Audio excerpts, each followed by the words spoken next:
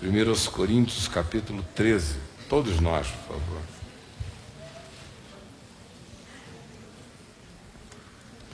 Eu vim para cá hoje decidido a pregar em Apocalipse 9, mas liguei a televisão rapidamente no quarto e vi um documentário sobre a evolução humana, novas teorias, muito mais interessantes e até próximas de uma configuração bíblica, interessantes.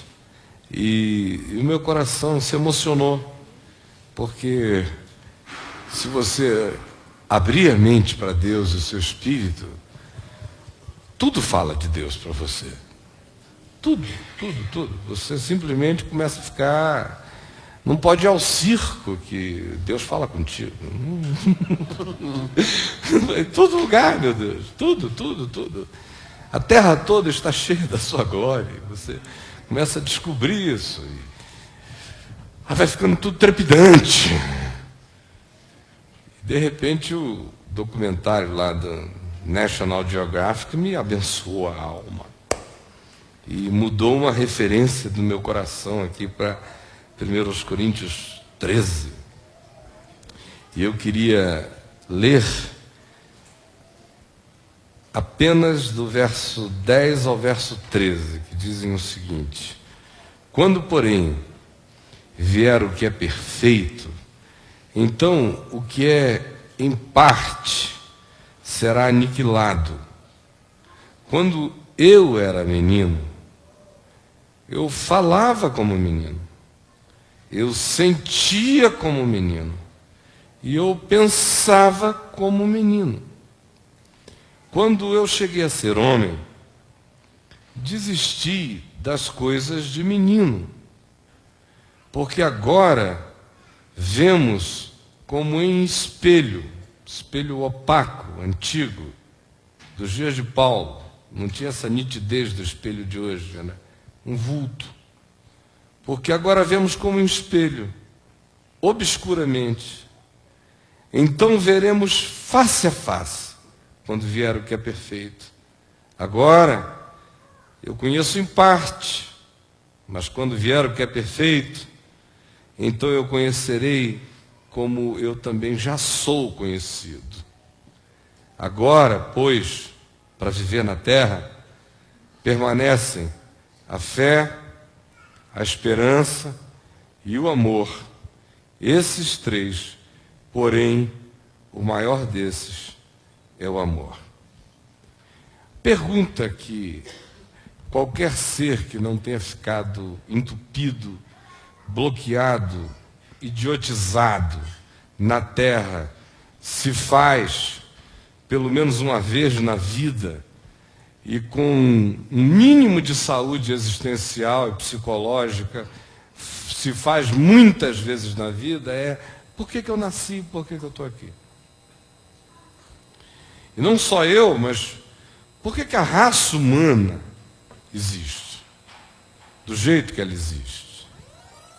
E se eu sou um cristão e olho a vida a partir de uma perspectiva espiritual, de um universo criado com desígnio e que seja subproduto da ação do Deus que é amor, aí então essa questão se torna muito mais complexa, porque eu me deparo com contradições nessa existência.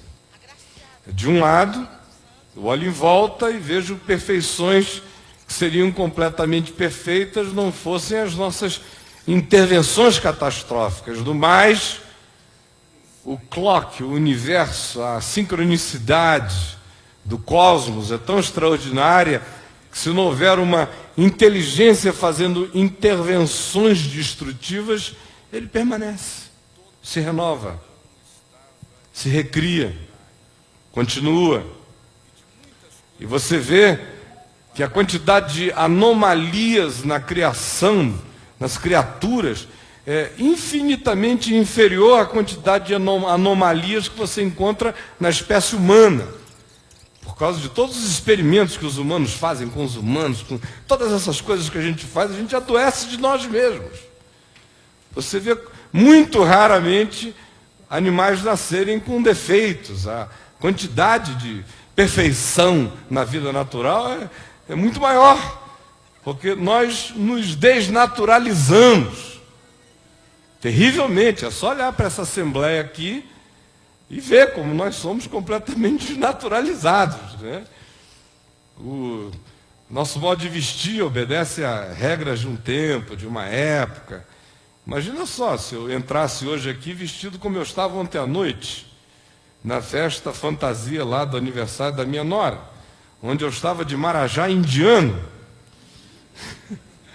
com uma calça de tufo, de marajá, um sapato de ponta, um colete assim para deixar os braços marajarianamente para fora, brinco, um turbante, um marajá.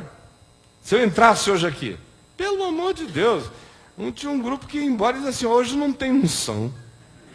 Não, hoje não tem unção nenhuma no cara, sabe? Por quê, hein? Porque nós somos idiotas, sabe? A gente resolveu, tem moda, às vezes o cabelo está dividido no meio, às vezes é para o lado, às vezes... Se o cara fugir desse parâmetro, ele perde a unção, a sanidade, a sociabilidade. Por quê, hein?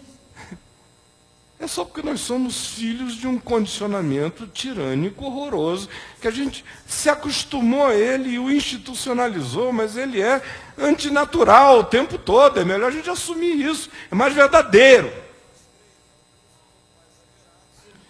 Como eu disse, quando você é cristão, vendo a vida com uma perspectiva espiritual, o sofrimento sobre por que eu estou aqui aumenta por causa das contradições, porque de um lado eu vejo esse universo perfeito, de outro lado eu vejo o que a espécie humana faz a si mesma, de si mesma, contra a vida, e observo e vejo a quantidade enorme de resultados malignos e malévolos e de coisas que graçam, produzindo dor na experiência do existir humano. E aí você fica entre duas dimensões.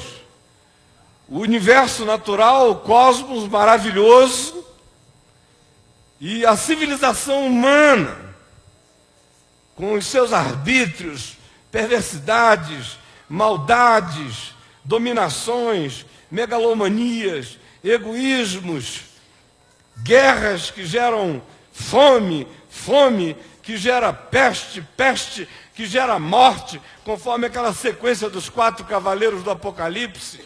Essa é a fenomenologia do impacto humano na vida e na história. E aqui e ali alguns sinais de bondade. Quando se descobre um potencial de uma energia como a nuclear, e ao invés de primeiro se jogar uma bomba, se usa esse recurso numa outra direção. Essa é a exceção. Em geral, quase todas as nossas descobertas de potencialização humana acabam enveredando de maneira direta para o arbítrio, o domínio, o controle. Quem detém esse poder controla os demais. E essa é uma experiência catastrófica, porque ela torna a vida um absurdo. Você olha em volta e começa a querer saber por que você está aqui.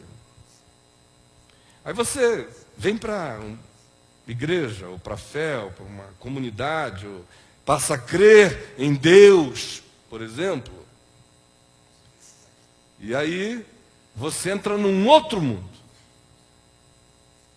E se a fé for uma fé de natureza cristã evangélica, esse mundo fica ainda mais estreito, porque surgem algumas obsessões. Primeiro porque Deus é concebido como um ser fora de nós. Imenso, que a gente exalta com palavras enormes. Soberano, majestoso, rei. Tudo que a gente tem para botar ele para cima.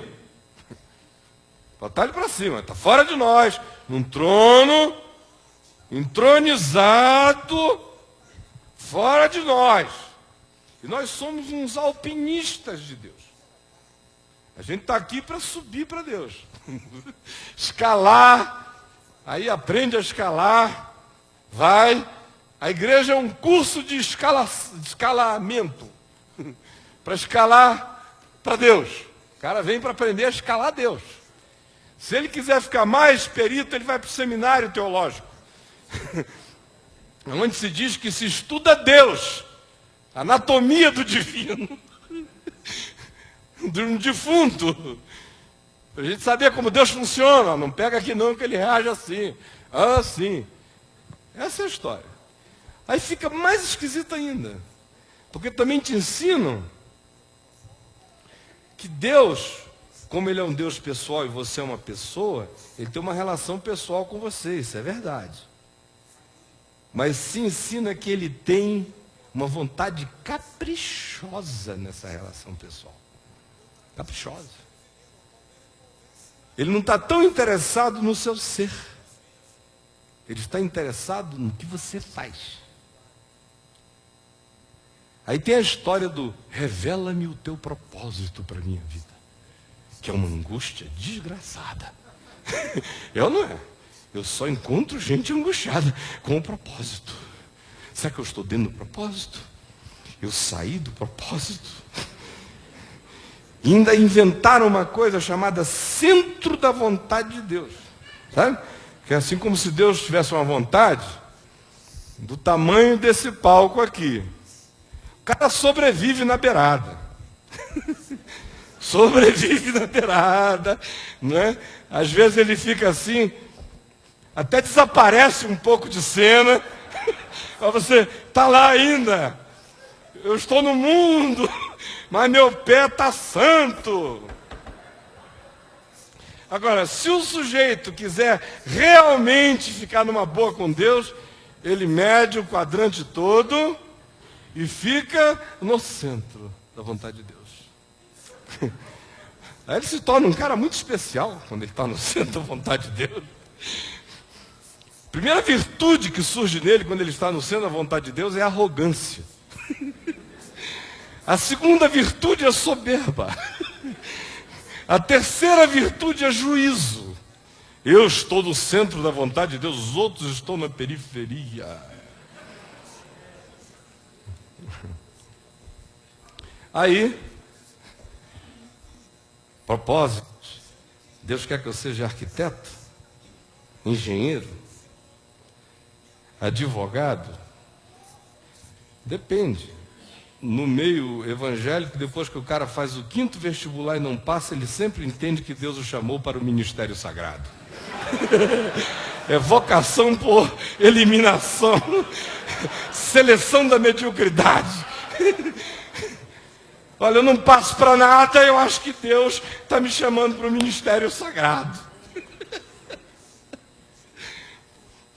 Para que eu nasci? A questão, de fato, é essa de para que eu nasci. Mas o que está por trás disso é que a gente não entende que Deus criou e continua criando. Deus continua criando. Existem certas coisas que estão acabadas no cosmos, mas é um acabado em permanente fluxo e refluxo de renovação. No universo físico, é assim conosco. A espécie humana, por exemplo, já se adaptou a todas as formas de vida.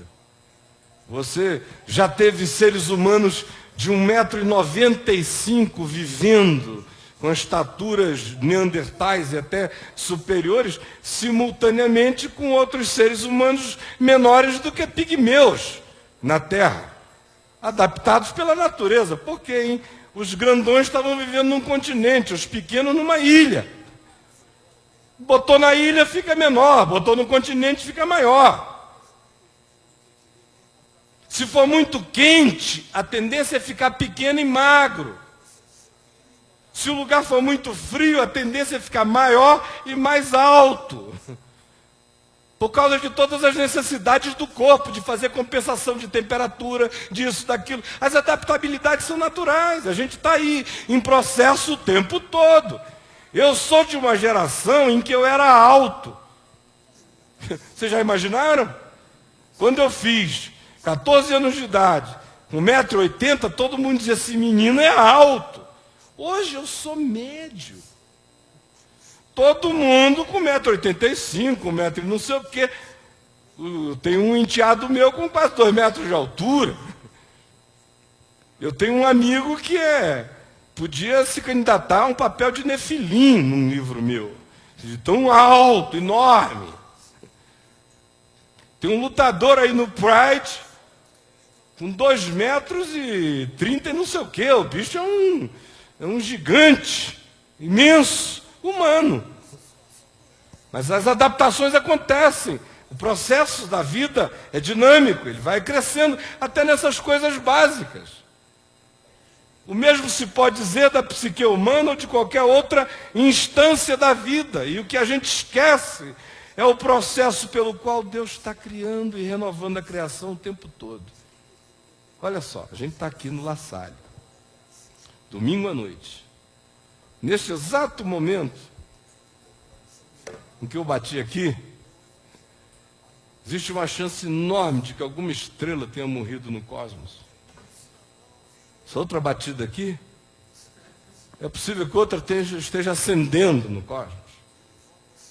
E não é varinha de condão, a gente tem uma visão mágica de que Deus faz assim, tchim, estrelinha, aí estrelinha. Aí ele, tá bom estrelinha, desculpa, você já viveu muito, agora eu vou implodir você, tá bom? Nossa visão é completamente mágica, é de criança. Os rádios, telescópios mostram que isso acontece são explosões atômicas. Um negócio assim que se a Terra estivesse num raio próximo, ela sumia no calor. Acabava tudo. É uma catástrofe. Deus criando uma desgraça. Entendeu? Do nosso ponto de vista moral, porque para nós, nossa visão é moral o tempo todo. Se um prédio foi construído, isso é moralmente bom. Se um prédio caiu, isso é moralmente ruim. Tudo para nós é moral. Tem uma interpretação de quem fez mal a quem, de quem é o culpado. Deus não está nem aí para isso. Ele cria explodindo. Ele cria implodindo para refazer, aí surgem buracos negros. Se na visão cristã, buraco negro é quase que um sinônimo do diabo na astronomia, né? Aquela coisa que o que cai ali é sugado. Uma estrela inteira vira uma ervilha. Mal buraco negro. Deus criou o buraco negro. Sem buraco negro não tem essa... As coisas não viram, ele não desemborca o cosmos outra vez, o tempo todo, bilhões de galáxias. Agora, a nossa visão é chocante. Como você vê um vulcão explodindo. Deus está com raiva da Terra. Não, cara. Esquentou demais lá embaixo e saiu. Só isso.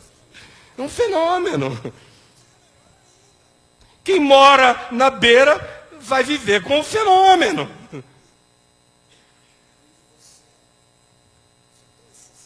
Agora, a gente até entende isso do ponto de vista do universo natural, mas a gente não consegue fazer esse aplicativo discernindo e sabendo que é assim que Deus cria.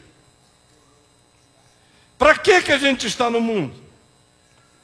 Para evoluirmos até a estatura de homem. O Homo sapiens está aqui, mas o Homo sapiens é um homem estúpido.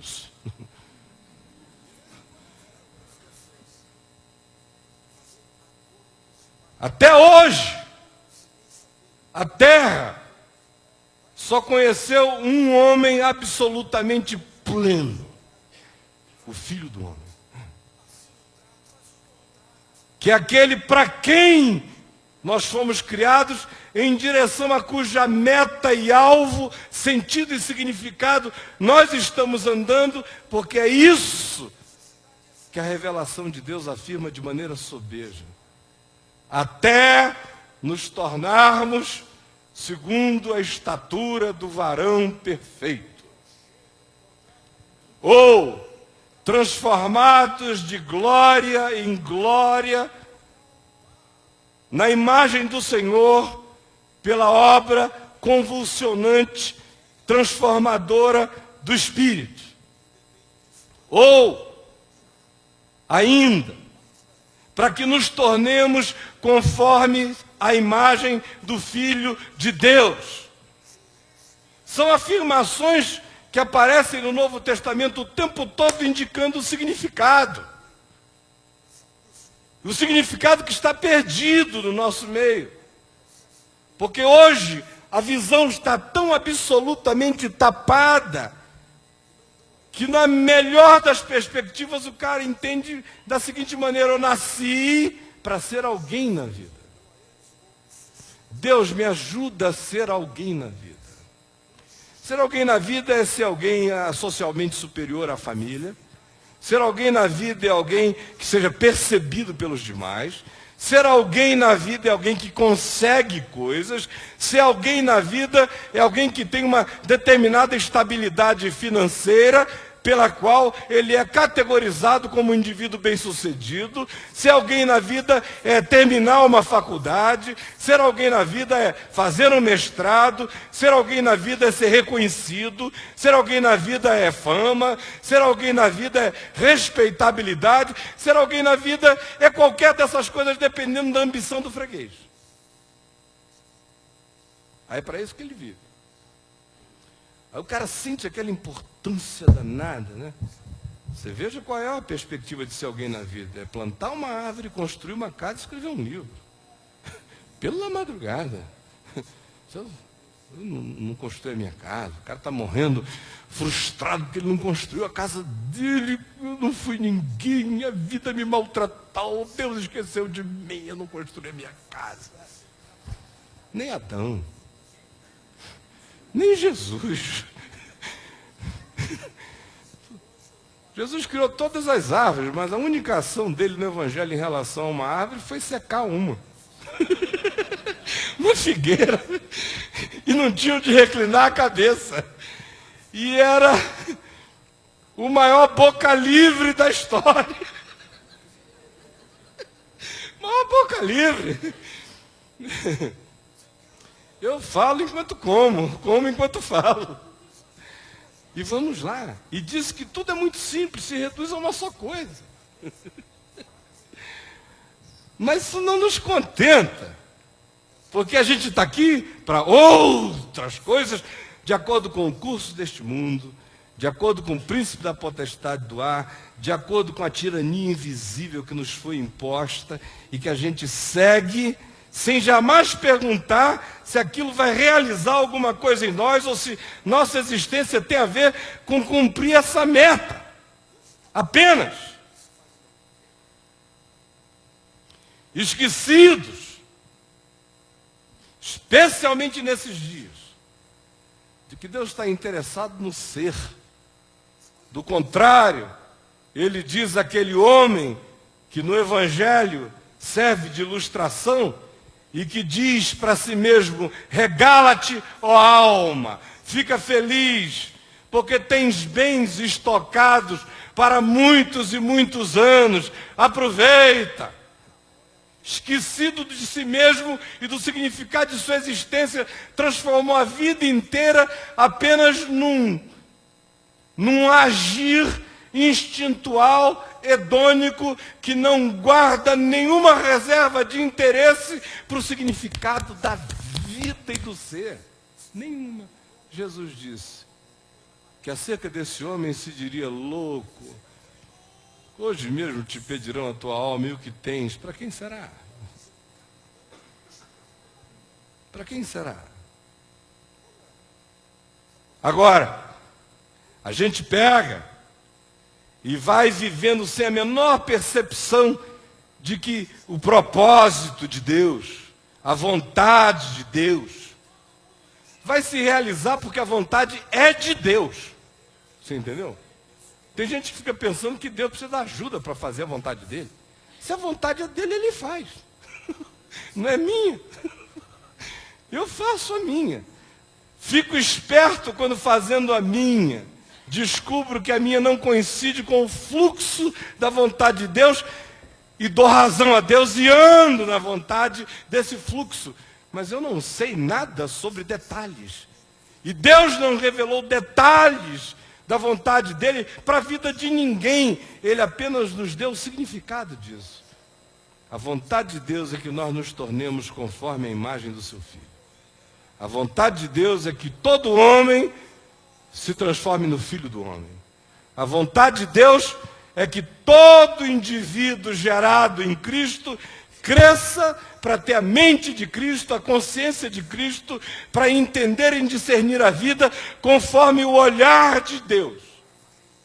Esse é o propósito, esse é o sentido. Com casa, sem casa, com carro, sem carro, com emprego, sem emprego, com PhD, sem PhD, concursado ou trabalhando na roleta do ônibus. Não interessa em que nível ou como você sobrevive. O projeto de Deus para todos nós é um só. Independentemente do seu QI, do seu QE, do seu pai, da sua mãe, da sua profissão, da sua ambiência social, do lugar de onde você é oriundo, ninguém escapa desse desígnio. Seja belo, feio, gordo, alegue autoestima baixa, ou se orgulhe de uma alta, nada disso interessa. No fim, o que interessa é que a vontade de Deus é fazer de meninos homens.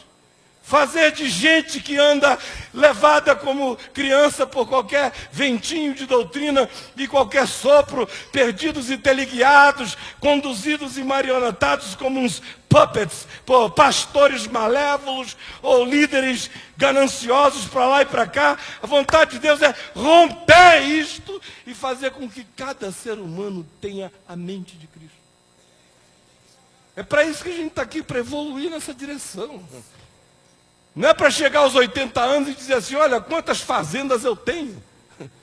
Então, se você puder ter muitas, aleluia. Eu espero que você me convide para ir lá, porque eu adoro uma boca livre. Agora, isso não me diz absolutamente nada a teu respeito. E você pode continuar a ser aquele louco que está com 12 fazendas e sem alma. O filho te odiando. A esposa pedindo a Deus que abrevie os teus dias na terra. A sogra pedindo a Deus como vingança que não morra antes de ti. E você arrotando conquistas. Idiota e ameninado. Bobo, completamente bobo, bandeiroso e não se enxerga. Se arruma, bota 1000 caras e não descobre, não discerne que ele é uma bandeira pura. De que ele é a explicitação da própria idiotice, mas não se enxerga. Nós estamos aqui para virarmos conforme a imagem do Filho de Deus, que é o Filho do homem, que é Jesus. A vontade de Deus eu não preciso caçá-la no cosmos, ela é simples. Ama a Deus de todo o teu coração, de toda a tua força, de todo o teu entendimento, com toda a tua alma. Ama o teu próximo como a ti mesmo. Por isso, o que quereis que os homens vos façam, fazei isso vós também primeiro a eles. Esta é a vontade de Deus, é toda a lei e os profetas. O resto é conversa fiada. O resto é pretexto para não se converter. Pretexto para não mudar a mente, a consciência, o entendimento, para não deixar de ser menino. Aí ele brigou comigo, eu não falo com ele. Eu cantei, ele não cantou, eu chorei, ele não chorou. Aquele mau humor crônico, a gente briga, se veste bem, andamos para lá e para cá, com aquela pose de seres austeros, mas cumprindo papéis infantes e idiotas, imbecilizados nessa vida. Tudo com a maior elegância. Ora, se a vontade de Deus é gerar consciência. Se a vontade de Deus é fazer com que os hominídeos, que viraram homo, que viraram homo sapiens, que viraram qualquer outra coisa, tomaram consciência, e no passado vieram de primitividades acerca das quais a própria Bíblia nos fala, porque nós não toleraríamos hoje, no convívio social, um Sansão frequentando o caminho da graça. Dá para tolerar o Sansão frequentando o caminho da graça?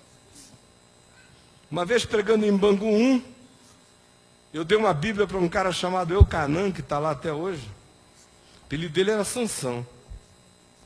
Aí eu dei uma Bíblia para ele, falei, Eucanã, lê isso aqui. Ele, vou ler, reverendo, vou ler. Aí começou a ler lá. Quando ele chegou no livro de Juízes, um dia eu estava lá visitando, ele virou para mim e falou, vou lhe dizer, reverendo, cheguei a uma grande conclusão, eu sou um homem de Deus, só nasci na era errada.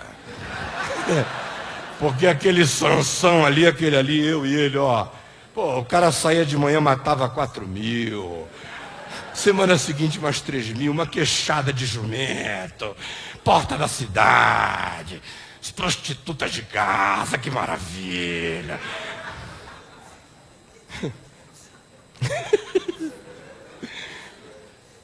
Ora, até nos registros da Bíblia, que não são tão amplos e não pervadem, não perfazem um campo histórico de um espectro tão extenso assim, você observa a evolução das relações conjugais, sociais, percepção de troca, tudo mudou, continuou mudando, espero que mude. Só não muda o que está morto, o que está vivo muda, se adapta, entende. Paulo diz, se a gente pegar a história da revelação na terra, a gente vai posicionar a lei, os 10 mandamentos, Moisés, aqui no jardim da infância. Lá em Gálatas ele diz que a lei era o aio, o escravo que pegava a criança, levava para a escola, pegava da escola, deixava em casa. Era lei, mas que isso aí foi na infância da consciência. E ele nos chama para a plenitude dos tempos, onde Deus em Cristo se revelou e mostrou a consciência plena e adulta do Filho do Homem. Agora, como é que isso acontece? Como é que a gente anda nessa direção? Primeiro, eu já lhes disse que o objetivo dessa coisa toda, da gente estar aqui, de termos sido crianças e hoje sermos adultos, é crescermos em consciência, não só individual, como na consciência da própria espécie. Tanto há uma viagem linear da civilização que vem da sua infância para a sua maturidade, do mesmo modo como há em mim, que vem da minha infância para a minha maturidade orgânico, físico, psicológico, mas que não pode parar aí. Eu tenho que crescer para a minha maturidade espiritual, para desenvolver a mente de Cristo. O objetivo, portanto, da gente estar aqui é ganhar consciência. A pergunta é como? Olha aqui para mim. Do mesmo modo como Deus cria os universos e os mundos, Ele cria na nossa vida. É só a gente tirar o nome moral das catástrofes ou das intervenções da vida que a gente vai ver como é que Deus cria. Explosões, implosões, catástrofes, estações, eras, ações, reações, encontros, desencontros, todas essas coisas equivalem à ebuliência da vida. O lugar onde você está, o que te aconteceu, quem foi teu pai, tua mãe, aquele namoro que te desviou um pouco o caminho, que para você parece uma perda de rumo, que te gerou um sofrimento danado. Foi horrível, mas quem sabe você sem aquilo seria um produto absolutamente piorado. Foi bom aquela dor, aquela agonia, aquela perda, aquela frustração, aquele cair de ficha, aquele apocalipse, aquele abrir de cortinas. Deus vai criando no caldo da vida. Assim como é no universo, é na minha própria existência, na sua, de qualquer outro ser humano, e ninguém escapa desse meio pelo qual ele realiza as coisas. Nós nascemos com um espírito singular. Essa é a minha singularidade, é o meu espírito. O resto, gente, é compartilhado. Compartilho o corpo, pele da minha mãe, herdei as deficiências genéticas dela, natureza circulatória, periférica, o apetite dela, como aversa as coisas que ela gosta. E herdei do meu pai outras que não aparecem tanto na cara, mas mais no interior. Eu sou metade. A genuinidade e a singularidade do meu espírito estão aqui, mas eu absorvi. Eu não pareço com a mãe do Chico, eu pareço com a minha mãe. É uma contribuição da qual eu não posso fugir. Está aqui em mim, é carne, é sangue, é pedaço de mim. Minha alma também. Minha alma carrega heranças, não só dos meus antepassados imediatos, da minha família nuclear, mas da memória da humanidade.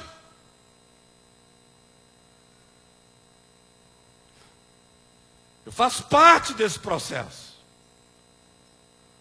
Nascemos com essa singularidade do espírito, mas no resto nós compartilhamos tudo. E todas as coisas acontecem a todos. Todas as coisas acontecem a todos.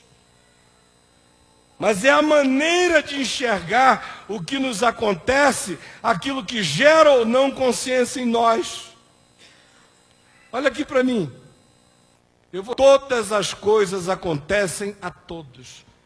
Mas é a maneira como a gente enxerga o que nos acontece, o que gera ou não consciência em nós. Acontece para todo mundo, ninguém escapa.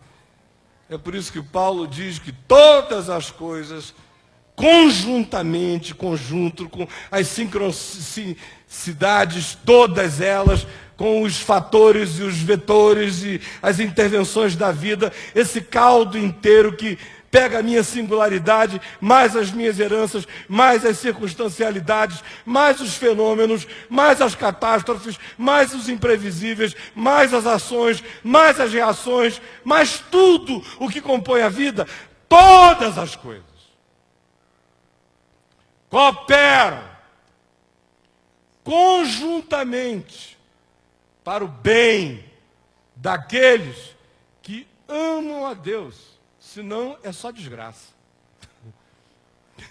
Se não amar a Deus, cara, o que sobra? Ais, desconfortos, lamúrias, num universo designificado e abandonado e descriado, e eu sozinho, chateado, porque meu nome não é Gates, e nem o primeiro Bill.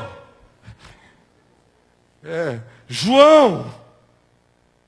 E o sobrenome eu não vou dizer, porque da Silva não pode mais, porque o nosso presidente não vai gostar.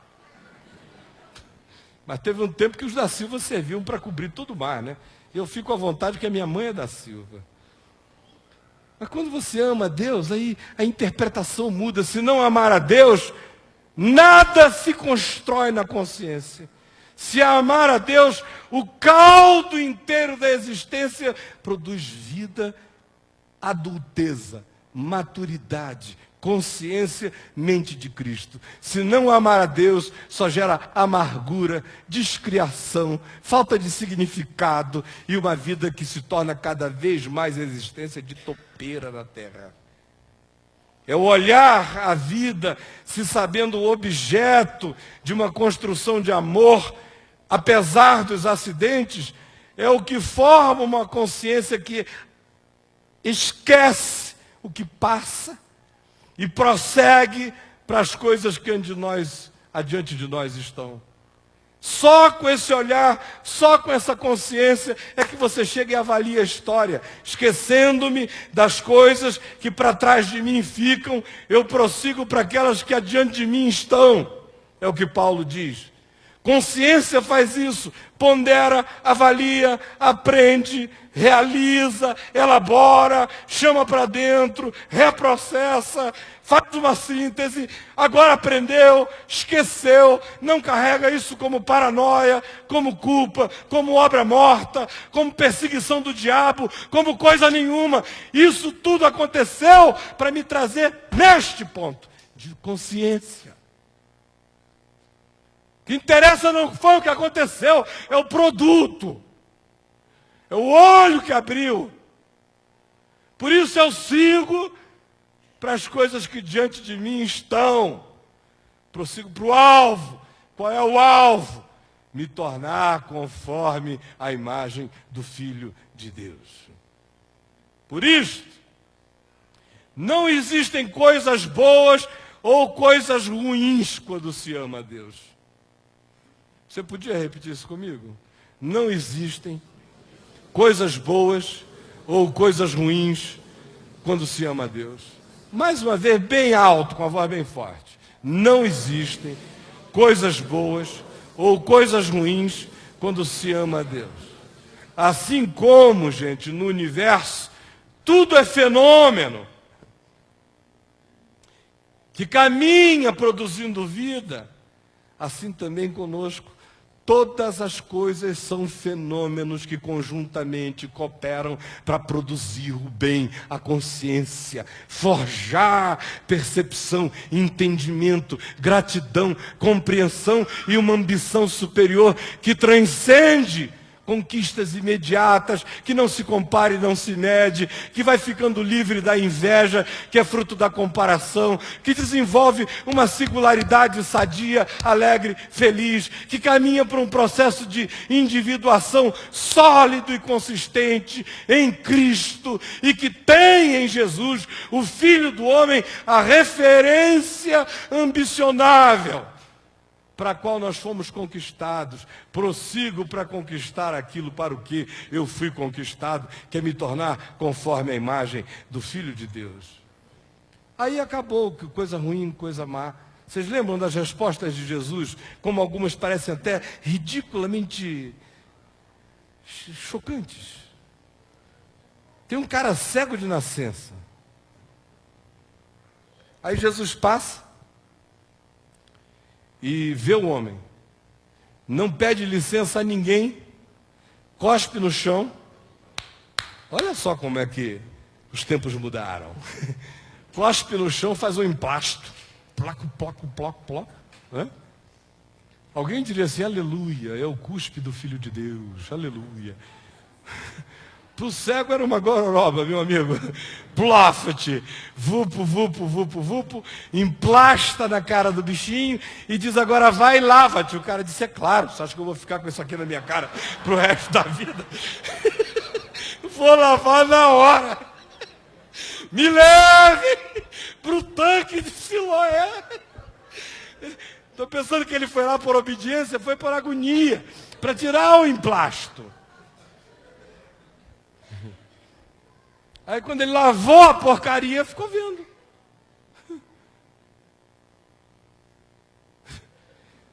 Lavou, ficou vendo. Aí alguém perguntou: Senhor, olha uma pergunta cretina, né? Quem pecou?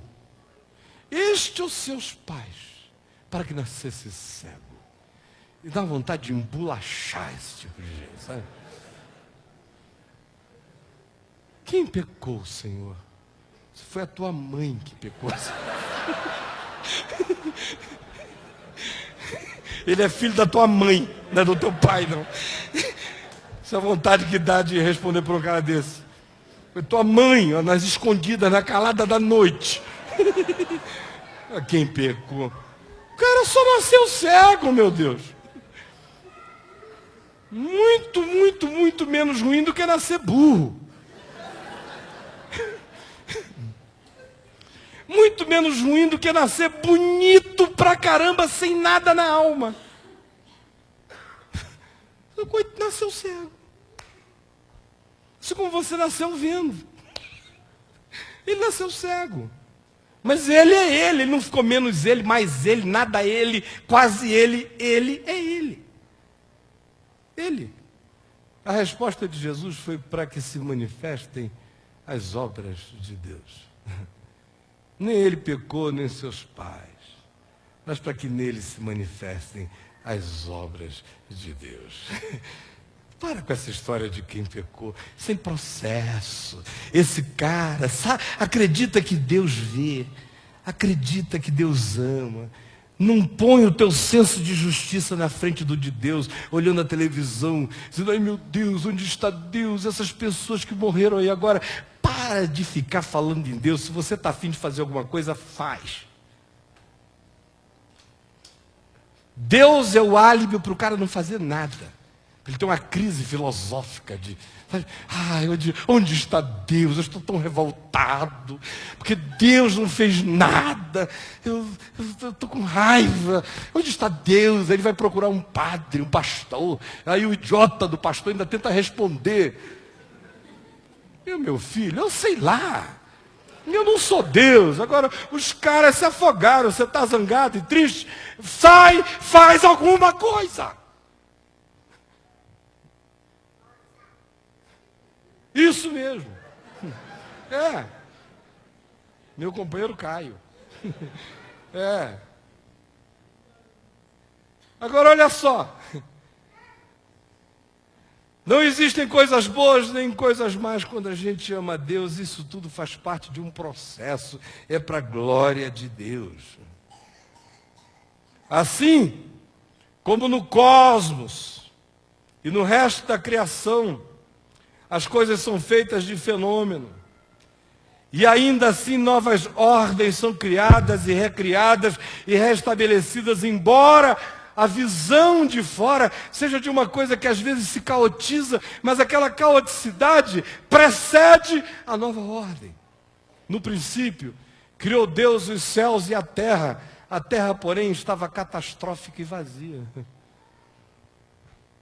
No princípio é assim que ele vai. Mas o Espírito perambulava sobre as águas, agitando novos mundos, vibrando novas criações. É assim que Deus faz.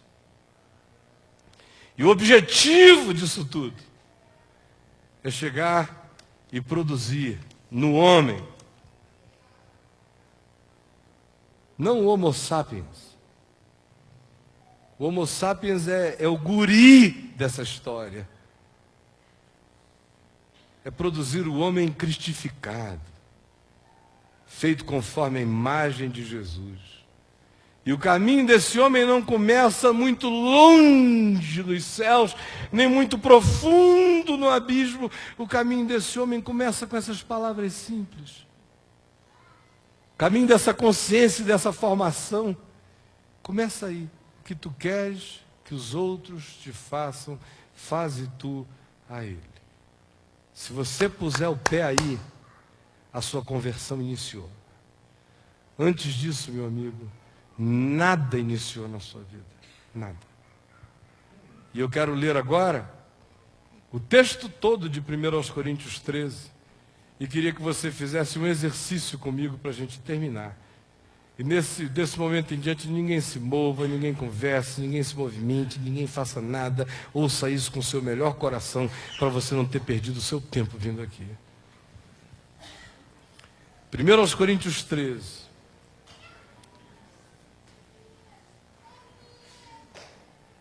Eu só queria que a gente substituísse a palavra amor, que ficou tão desgastada e tão distante, que quando a gente fala em amor, a gente está sempre falando naquela coisa que é maravilhosa, mas que está para além da gente. O de 1 Coríntios 13, então, ai meu Deus, é lindo, é bom para enganar casal em dia de casamento, mas não aterriza no chão desse mundo. Então, para a gente não ficar com essa idiotice romantizada, transforma a palavra amor por uma outra, qualquer outra, mente de Cristo, consciência, o que você quiser. Eu lerei, você vai ouvir. E eu passo a mostrar-vos um caminho sobremodo excelente. Ainda que eu fale as línguas dos homens e a dos anjos. Se eu não tiver consciência, serei como o bronze que soa, ou como o símbolo que retine. Ainda que eu tenha o dom de profetizar, e conheça todos os mistérios e toda a ciência, ainda que eu tenha tamanha fé ao ponto de transportar montes, se eu não tiver consciência e entendimento no amor e na graça de Deus, nada serei. E ainda que eu distribua todos os meus bens entre os pobres, e ainda que eu entregue o meu próprio corpo para ser queimado, se isso não for fruto da consciência que nasce da certeza do chamado para sermos conforme a imagem do Filho de Deus, e Deus é amor, se não tiver essa consciência, nada disso me aproveitará. A verdadeira consciência é paciente, é benigna. A verdadeira consciência não arde em ciúmes, porque não entra em disputas. Não se ufana, não se jacta, porque qualquer consciência verdadeira não tem ufania. Não se ensoberbece, porque se ensoberbece, não é consciente. O que é consciente não se ensoberbece. Não se conduz inconvenientemente. Não procura os seus interesses. Não significa dizer que ele não sai de casa e resolve os problemas da vida. O que se está dizendo é que a consciência não se torna megalomaníaca em relação a pensar que você é o epicentro da existência. Não se exaspera. Não se ressente do mal. Consciência genuína não se ressente do mal. Só se ressente do mal quem acha que qualquer ação do outro pode me fazer mal, mas quando você tem consciência, ninguém tem mais o poder de te fazer mal. O cara só está fazendo mal a ele mesmo, não mais a você. Você está liberto do mal. A verdadeira consciência não se alegra com a injustiça. Não faz como um deputado que me ligou essa semana para me dar uma boa notícia de que um cara que tinha me feito mal a beça no passado estava todo ferrado. Me ligou e disse: olha, eu tenho uma boa notícia para lhe dar, reverendo. Falei: qual é? Sabe o fulano? Ficou 30 anos fazendo isso e aquilo. Olha só o que aconteceu com ele. Ele me contou lá uma história que não era novidade, eu já conhecia as histórias há 30 anos, isso foi só um episódio mais recente. Aí eu fiquei ouvindo, ele falou: estou lhe dizendo isso assim para lhe alegrar o coração com a justiça de Deus. Falei: meu irmão, pelo amor de Deus. Eu conheço a mulher desse cara, o nome dela é tal, os filhos dele, um fulano, Beltrano, não sei quem. Eu conheço ele é o fulano. Ele viveu como um calhorda. Mas eu não estou alegre com o que está acontecendo com ele, com a maldade. Eu estou pedindo a Deus que isso contribua para o bem dele, que haja uma chama de amor de Deus no coração dele, para ele, que já está idoso, não morrer nessa vagabundagem espiritual. E se acordar enquanto é tempo. A consciência não se alegra com a injustiça. A consciência regozija-se com a verdade. Onde há a verdadeira consciência conforme a mente de Cristo, aí tudo se sofre, não porque se tenha prazer no sofrer, mas porque se suporta. A consciência suporta. A consciência crê. A consciência espera. A consciência cresce, cresce, cresce. E ela só é consciência se é fruto do amor, por isso jamais acaba. Mas havendo profecias que dividem igrejas, fazem surgir denominações, que atraem multidões. Vamos lá que tem uma unção, tem um irmãozinho fazendo profecia. Sem nenhuma consciência, coitado, é um chimpanzé carismático. E um monte de outros.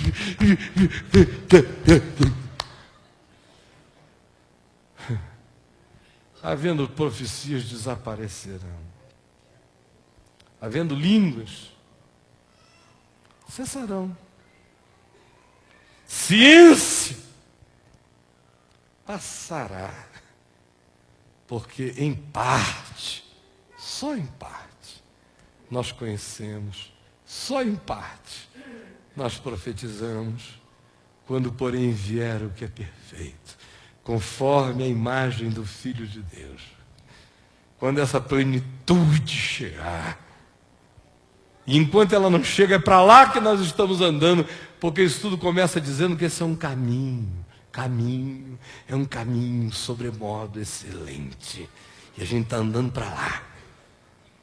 Quando, porém, vier o que é perfeito, então o que é em parte, pelo que a gente briga e mata hoje, será aniquilado. Você está brigando pelo que não vai existir. Será aniquilado. Completamente extinto, deletado. Quando eu era menino, vocês não queiram saber o que eu fazia quando eu era menino?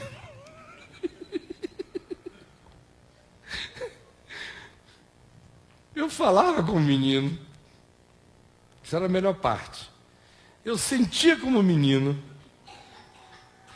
Era legal. Eu pensava como menino. Não era, não. Quando cheguei a ser homem, eu desisti das coisas de menino. Isso tudo é uma metáfora, onde ele está dizendo: olha, toda essa brigalhada de vocês é briga de criança, de quem ficou sofrendo de síndrome de Down espiritual. Agora, pelo amor de Deus, o equipamento está todo pronto, o caldo da vida está girando, as novas, as supernovas, as explosões, as implosões, as criações, os buracos negros, as tempestades, os encontros, os desencontros, os amores, as perdas, todas essas coisas conjuntamente contribuem para o bem daqueles que amam a Deus. Por isso, ao invés de ficar vivendo como menino, pensando como menino, chorando como menino, reclamando como menino, brigando com Deus e com a vida como menino, competindo com o próximo como menino, desista das coisas de menino, abrace a consciência. Você está andando para o que é perfeito. O caminho começa nessa simplicidade. Quando eu cheguei a ser homem, eu desisti das coisas próprias de menino. Porque agora nós vemos opacamente. Quem mais vê entre nós vê miragens. Mas quando chegar aquele dia, nós veremos face a face. Agora eu conheço em parte. Mas quando chegar aquele dia, à medida em que eu andar na direção desse dia, eu serei conhecido e conhecerei como eu também sou conhecido. Enquanto isso, gente, permanecem para nós aqui na terra, enquanto a gente viver um único caminho sobremodo excelente. Permanecem a fé, a esperança e o amor.